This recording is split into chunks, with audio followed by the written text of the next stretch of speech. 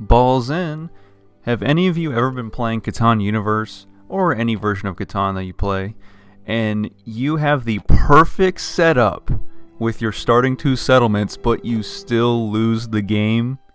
Yes, this one goes out to all of you who are feeling the exact same way I am. And that was a juicy trade right there. 3 different cards for just a wheat, but unfortunately I didn't have a brick. But and juicy for him, not for me. Of course, I'm not gonna give someone 3 different types of resources for just 1 resource. That's crazy. Maybe like 2 sheep in a wood if I absolutely need the wheat. But yeah, juicy for the person asking for the trade, not me.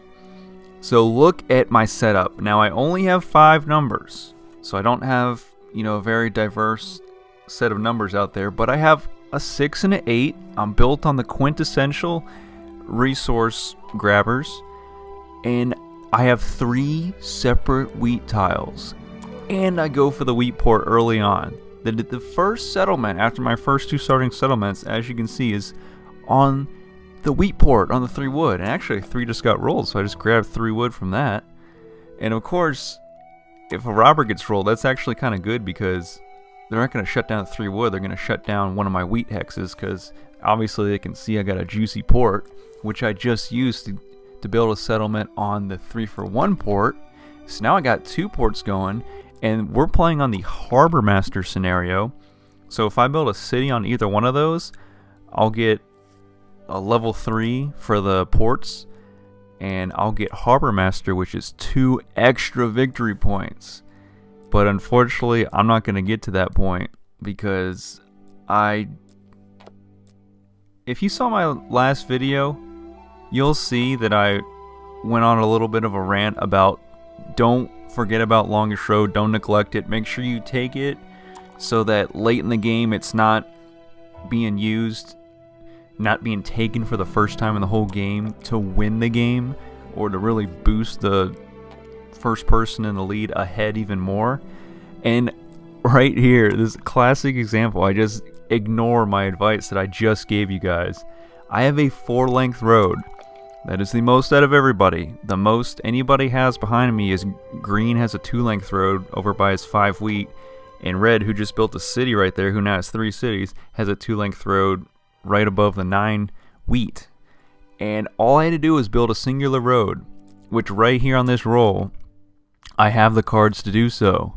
And yes, I get the city instead, and in hindsight, I should have built that city on one of the ports and got the Harbor Master. But I was like, oh, I'll just get it later. I'll sneak in with like a 5-point play by taking Longest Road and building a city on one of my ports to get Harbor Master, because Longest Road's 2 points, Harbor Master's 2 points, and then my city is 1 point, so that's 5 in total. But I'm not going to get to that point, because all of a sudden everybody's going to start shutting me down, because now I'm triple built on that 6 wheat, and I'm triple built on the 3 wood, and I have a city, so I'm getting 8 wheat going. And they're going to shut down the 6 wheat, and this game is just gone. It's running away from me right now, because red has been buying development cards, being a little sneaky throughout the game. But I've kept track, but I can't expect the other players to keep track, and maybe I should have told them in the game chat.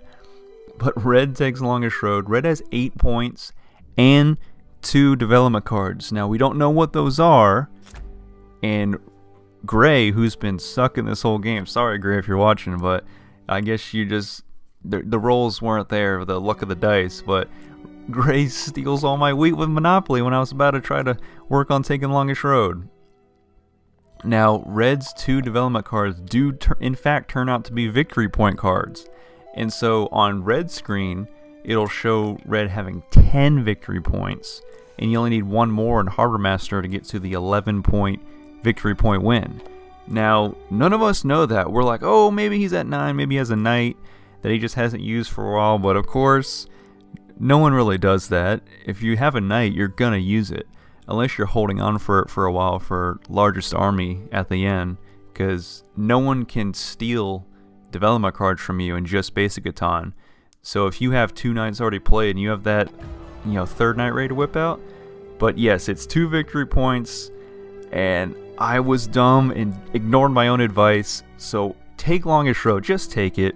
Don't try to wait later in the game to use that to jump ahead. Just jump ahead early as possible. That's the moral of my story. So thank you for watching my Catan video. I have more on my playlist on my channel.